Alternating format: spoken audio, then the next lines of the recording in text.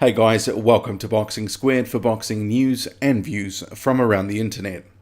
So we're just over a month out from the Joseph Parker versus Hughie Fury fight in Manchester, and Joseph Parker is currently the betting favourite. So at the time that this video first went up, if you put $1 down at the New Zealand TAB for Parker, you'd get $1.65 back.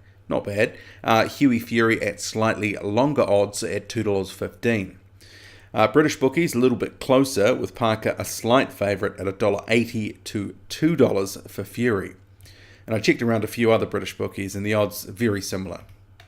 So I'm always interested, when the bookies, sort of set their odds and change them, sort of, what they've taken into account.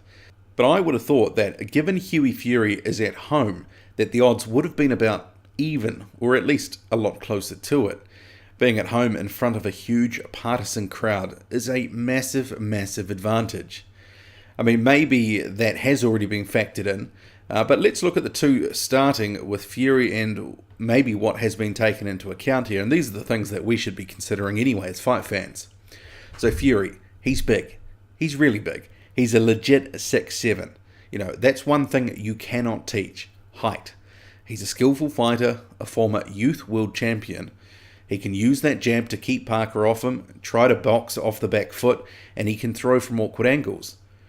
His record currently 20 wins, no losses, and we also know that he's no longer suffering from a debilitating acne-related malady. That had been a persistent complaint that he'd been dealing with for some time, and now he's left with all sorts of scars and battle marks from that from all over his body. But there's a few unknowns as well that, that should weigh him down a little bit in terms of the betting stakes. If you look at his record, hasn't really had too much opposition, Fred Cassie being the best name on his record. And let's not forget, he has been out of the ring for almost a year and a half now. His fight with Fred Cassie, that was in April 2016. That's a long time between drinks. And I guess one other thing that, in terms of what's happened in the ring throughout his career, I'm not sure he's ever really been tested. Has he really gone through some hard adversity in the ring? Something that he didn't know, or, had to come back from, and he had to sort of pull something out and show, and prove himself and respond. So, if Parker does put him in a tricky position, is he going to know how to sort of fight his way out of that and respond accordingly? We'll have to see. And in terms of Joseph Parker, I think the chief reason he is the betting favourite and has been installed as such is that, well, he's the champion. He's been there, done that, and got the postcard, or in this case, the belt. He's come through a couple of tough, close fights in the past year. I mean, Carlos Takam, Andy Ruiz are very good examples. He's a skillful fighter, fast hands, good footwork, and he has power.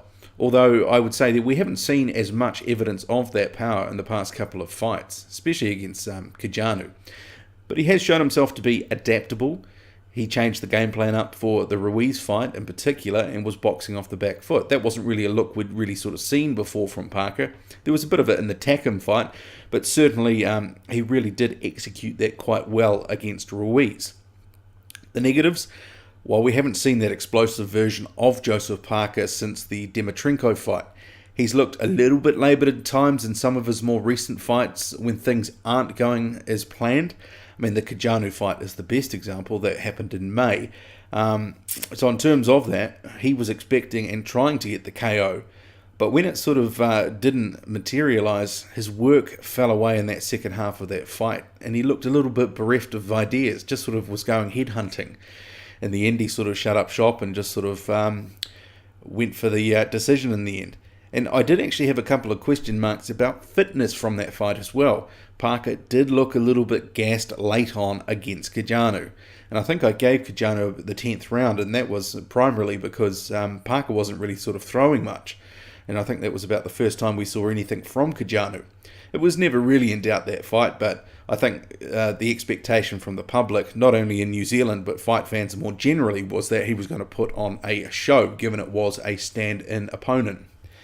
So his fitness, I mean, we've seen from some of the clips that have been coming out of his training camp, he's been doing a lot of fitness work.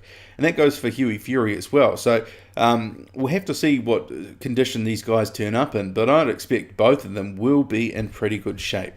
I mean, all in all, Parker, the slight betting favourite, That seems fair. I think that's about right. But what do you think? Are the odds about right and reflect what should be a close fight? Or do you think it should be a little bit wider for Parker?